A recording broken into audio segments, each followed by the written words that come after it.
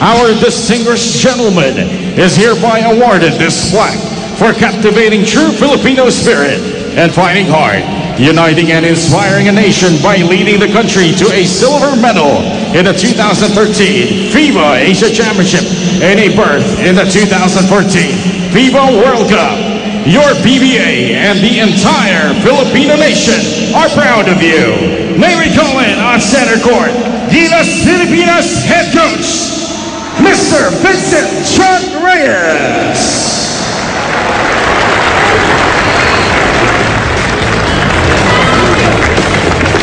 Speaking of coaches, Jason, Coach Chot Reyes being honored here. Siya na yung huli doon sa grupo ng Gilas na binigyan ng plaque ng PBA. You know, he really didn't have a chance to get his plaque very early or right after the championship of the FIBA because he had to go out and already scout the opponents for the FIBA World. Speaking of scouting, Jason, etong Sanvic Coffee, napakatindi ng kanilang balik import dito sa Governor's Cup ng taon na ito. Talagang lahat ginagawa para sa kanila. Ito ang nasilip nating scouting report. So for Marcus Blakely, he's the best scorer. He's the best rebounder. He's the best in assists. He's the best shot blocker. He's the best in steals. So basically, he's doing everything that is necessary for Sanvic Coffee. He brings the energy, and believe it or not, aside from bringing all that, he's also their emotional leader. So Mr. Everything, etong si Marcus Blakely nga para dito sa Sanvic Coffee, makakatapat nga niya yung tinatawag namang propeta na itong Petron, Elijah Millsap. On the other side, you look at Elijah Millsap, he's also a guy that does everything. He's up there in points and rebounds, assists and steals, plays within the systems, plays also with his teammates, to the strength of his teammates. But you know, he's also a leader, but in a very different way. He does it with a sense of calm. He has, sabihin natin, a quiet leadership, leads by example, and that's good enough as well para dito sa Petron. Different imports bringing the same success. Two of the front runners, syempre, para sa Best Import of the Governor's Cup Award, Game 3. Magagawa rin yan o malalaman kung sino nga ba ang lulusot. Pati na rin sa Best Player of the Conference. As we take a look at the starters for tonight's Game 1, Malyari, Yap, Pingris, Devance, and Blakely getting the nod from Coach Tim Cone. Makakatapat sina Cabagnot, Tubid, Fajardo, Santos at Millsap para naman kay Coach Gia Banilla. When you look at this game and you're going to look at this series and you watch this series, the one thing that you'll notice is itong Sanvic Coffee may have a hard time finding a guy that will match up with Elijah Millsap at that wing position, and maybe also, of course, Junmar Fajardo because of his size, but that's what ito yung kailangan hanapin na Sanvic Coffee. You look at what they're going to do. They're going to put Mark Pingris on Elijah Millsap. No, from the get-go, si Ping kagad ang tatao sa import na itong Petron as Tubid, sporting that blue hair, matching yung sintas ng kanya sapatos, gets it over to Millsap. Hop step and a pull-up is a no-go. Malyari para sa rebound para sa Sanvic Coffee, who will draw first blood inside the MOA Arena.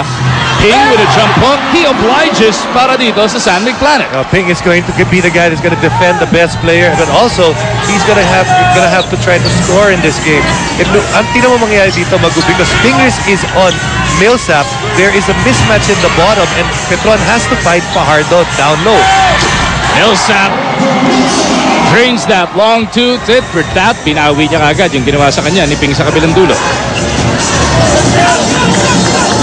A minute now into the action ng ating PLDT Telpad PBA Governor's Cup Finals. Yap with the leather. Tubid assigned to him. Nakita si Blakely. Sinalubong ni Junmar. Nailang si Marcus. Cabagnot looking to set up the attack. He runs into traffic. Pull up from 14 is good. See there, Petron with the size defensively, and because they're so big defensively and put pressure when you attack, you have some bad misses, and that gives you a chance to go onto the other side in sort of a secondary break. Cabagnot forces the turnover on his former backup Alex Malyari. Nagmamadali na naman etong Petron. Millsap though misses on that long one. One of the guys, you mentioned him earlier, Alex Malyari, he's one of the guys that has a lot invested in this game. Why? This is a team that actually traded him away to Sanvic Coffee.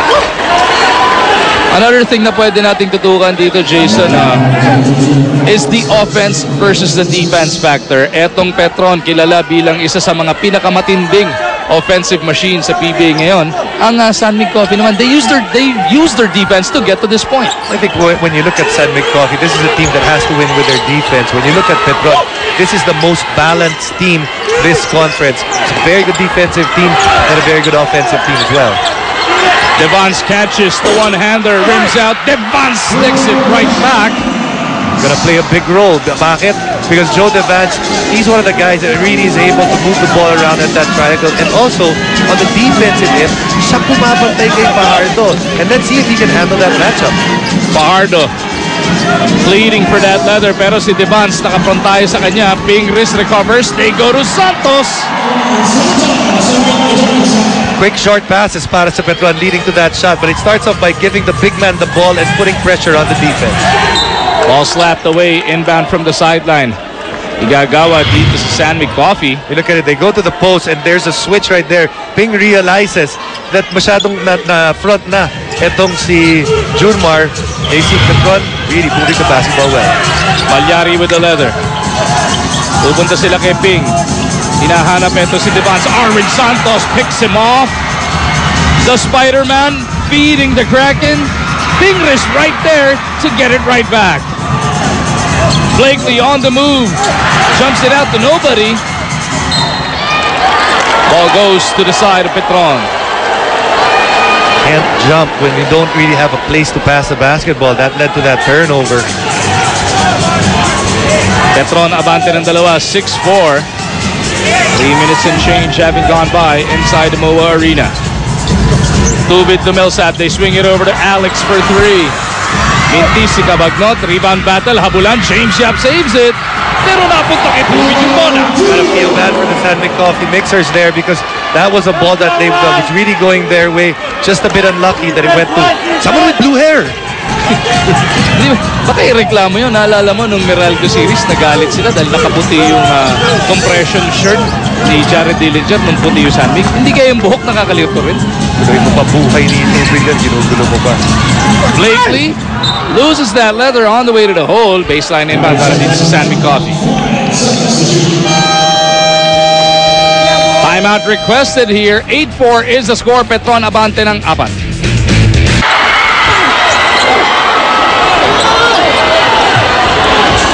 With only 5 seconds remaining on their shot clock, nagminti si James Yap sa kanyang one-hander from the baseline. Pagkakataon ng Petron, dagdagan ang kanilang kalamangan. Cabagnot with the leather, Malyari on him. They get it over to Millsap. Santos from the baseline, over Devance, that's good. Nice assist to start this game para dito sa Petron. Just willingness to give up the basketball, which really starts with their import.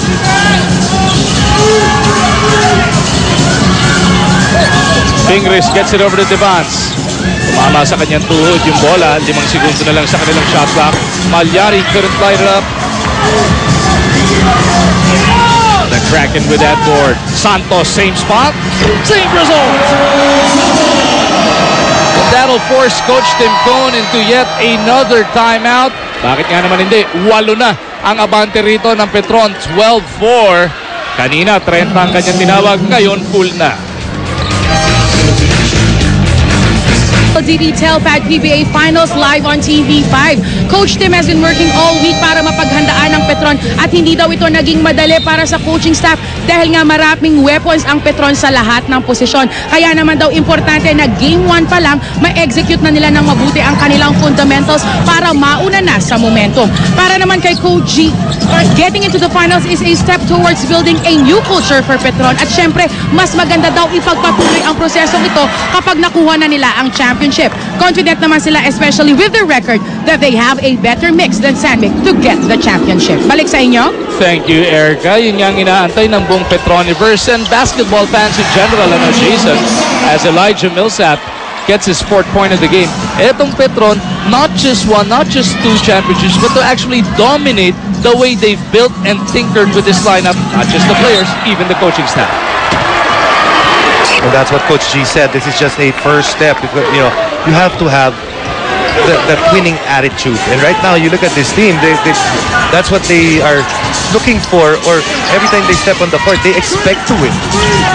Millsap na naman may tanga ng bola. 10 na abante rito ng Blaze Boosters. Fajardo, naipit ni Devance, forces it up and in. There's too many mismatches. Like I mentioned, started this game. Who do you put your best defender on? And that's Mark Pingris. If you put him on Elijah Millsap, mapuputas ka dahil hindi niya pwedeng bantayan. Ito si Junmar. Pag nilagay mo naman kay Junmar, sinong babantay kay Elijah? Waiting at the scorer's table is 6'9" Yancy De Ocampo.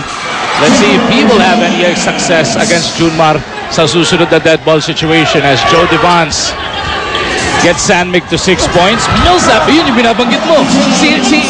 Sinong pipigilan mo dahil yung isa papatayin ka rin? Well, you know, but Mark Pingris and Joe Devance right there unable to communicate. They just missed out kung sinong babalik dun sa taong may hawak ng bola. Ping with the leather, gets it out. Barroca from the perimeter. Doesn't work from deep. Santos for the board. Cabagnot looking to dance with Barroca. Fishes for that foul. Free throws coming up para dito kay Alex.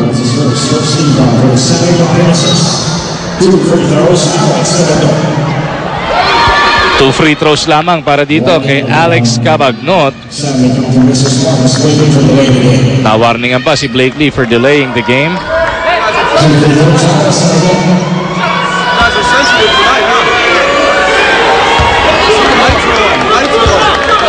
Ay, blitzing start para dito sa Petron Blaze.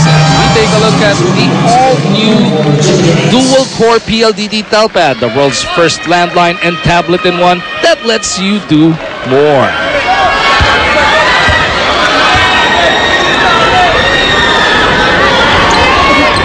Cabagnot splits, pero that's still good enough for a 13-point lead para dito sa Petron. You see that Petron, they've come in here and there's that air of confidence. Now it's up to the Sandmig Coffee Mixers to find a way to break that confidence, to make this team doubt themselves. If you've gone on a streak of 12 wins and 2 losses for the entire conference, meron ka talagang angat na kakaiba. And now, it's up to Marcus Blakely and the rest of this Sandmig Coffee team to break that confidence of Petron. In that 12-2 run, from the eliminations all the way to the quarters and the semis, Jason, kasama pa dun nung kinataob din nila. Etong Sandmig Coffee, 89-83. That was back on August 31.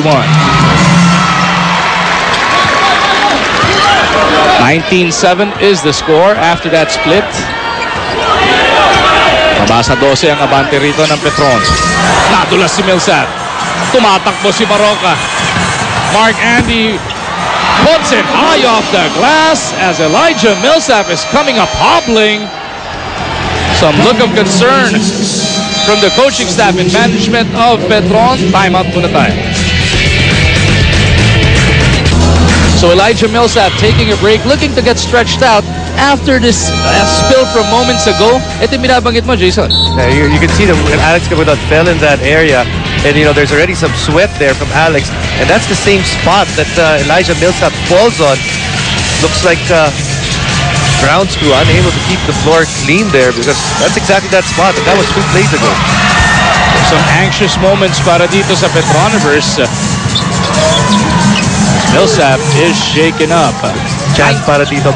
Sorry, Bagu, but this is a chance for Sandmig Coffee to make a run, because right now they will match fairly even with Petron in terms of personnel.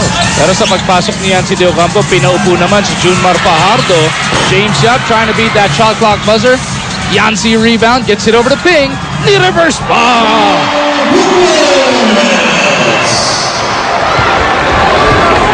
19-11 is the score. Babasa 8 ang abante rito ng Petron. They have Cabagnot, Lassiter, Lutz, Santos, and Kramer. Naiiwan na lang sa starting unit si Arwin at saka si Alex. Tumama ba yung baba na ito ni Marshall Lassiter? Hindi na siya nakatukod sa pagbagsak niya, Jason. You know, and again, they're still looking at that same spot. You see, tumama yung paa. Marshall kay Mark Pingris. And even si Ping ngayon, tinuturo pa doon sa mapman kung saan nga ba. You know, sometimes because the players they put some oil, some liniment in their body, and that type of liniment, when it hits the floor, it's so hard to remove from the flooring. Oil yun eh. Hindi ubrang simpleng map lang. Cabagnot with the leather, gets it over to Lassiter. James trying to keep in step with Marcio. Kramer with a pick. Kramer receives. Ping on him. Shot clock is at 1. Nahuli pa ni James Yap. And double black eye para dito kay Lassiter as he is whistled for the personal foul. At inihiling ni na Coach Giovanilla, 24-second violation na. See, James Yap, he may have struggled offensively this year, but much improved defensively and also much improved in terms of getting rebounds. Baroka to the post. That's going to be a tough matchup. That's going to be a tough matchup para kay Chris Lutz. Lalo kung dadalhin siya sa poste. So let's see if Sanmig goes back to that one. Si Blakely muna maglalabas ng bola. They look like they are going to go. They should go to that because that's the best matchup that they have at present. Fajardo ibinalik. Binabantayan si Yancy. Elbow jumper is a miss. Pinalitan ni Junmar si Arvin Santos. Lutz against Blakely. They go to Fajardo. Tinutulak-tulak ni De Ocampo. Fajardo, turnaround jumper. Fingers for the board. Baroka crossover on Cabagnot. Leaner doesn't work. Rebound battle. Nakakuha ni Blakely. Blakely trying to be creative there. Lassiter against two defenders. Lassiter all the way to the hole. That's just good effort on the part of Marshall. Lassiter able to keep his dribble despite being hounded by two guys, and the strength, the composure to finish in front of Pingris. Balik sa 10 ang abante rito ng Petron. De Ocampo kontra Fajardo. They bounce it over to Ping. The one-hander bumped by Kramer. 2 free throws parating para sa Pinoy Sakuragi.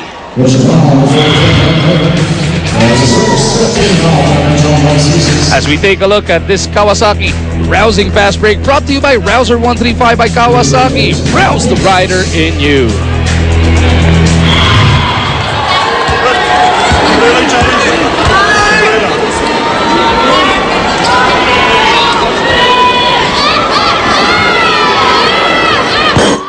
Pingris misses.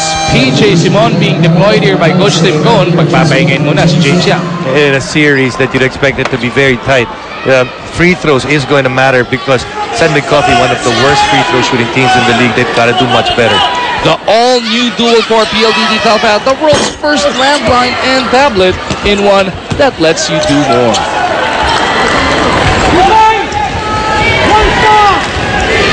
21-11 coming up on the 2-minute warning ng quarter number 1. Tapik ni Blakely. Sino makaka-recover? PJ Simon with a hand on it. Yancy gets it over to Sanmig. Baroka bounces to Ping. Couldn't complete the spin. De Ocampo saves it to Simon. Dalbin 2 segundo pa sa kanilang shot clock. PJ, no. Kramer for the board. Denok Miranda now on the floor para dito sa Petron. Interesting. Denok Miranda is actually the first guy out of that point guard spot. Usually, ang nakikita natin dyan is Chico Lanete. And actually, Chico Lanete has seemingly all season long or conference long cemented that point guard spot at the second point guard for Petron. Actually, ika-6 na laro pa lang to ni Denok para sa Petron this Governor's Cup. Let's see how it pays off. Right now, Marcus has got to dominate. That's exactly what he's going to try to do. He's going to try to put pressure on the defense of Petron. Doug Kramer throwing his weight around, not wanting to give up the easy layup. 2 free throws para dito kay Blakely. Marcus shooting 45% on the tournament. Actually improved na yan as he shot 54% in the semifinals. He takes care of first as we take a look at this Rexona Power Rebound brought to you by Rexona Men. With 50% more long-lasting protection so you can do more.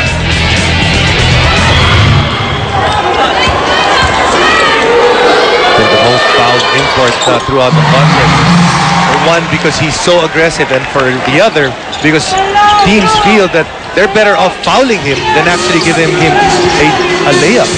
He's gonna shoot in the 50s. Magbigay ka 1 point kesa 2, ano? Dahil kapag ka nakakita nga ng puwang yan si Blakely, either isasalampak o talagang magpapasabit pa. And this is the best matchup para dito sa San Mig Coffee if they can keep Blakely on Elijah. The problem is, anong matitira kay Blakely pag yun ang gagawin niya buong laro?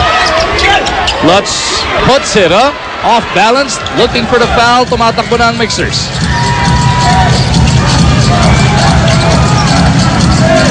So after San Mig Coffee drew first blood at 2-0, it's been all Petron as we come to the last few seconds of this opening quarter.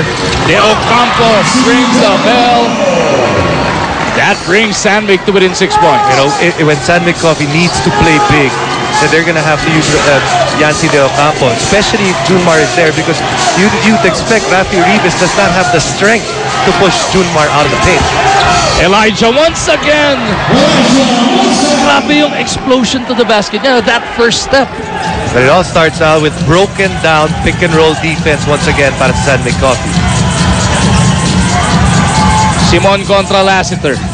Last shot time para dito sa San Mig Coffee. First quarter is down to the last 5 seconds. PJ goes to the left. Blakely pulls the trigger. Punches it through! 3-pointer hatid sa atin ng PLDT Telpag. Less than a second remaining. Elijah couldn't even get off that Hail Mary. And that'll do it for the first 12 minutes of action. 23-18 ang nasa ating talan. Etong Petron led by as much as 30 points, but will settle for a 5-point lead heading into the second frame.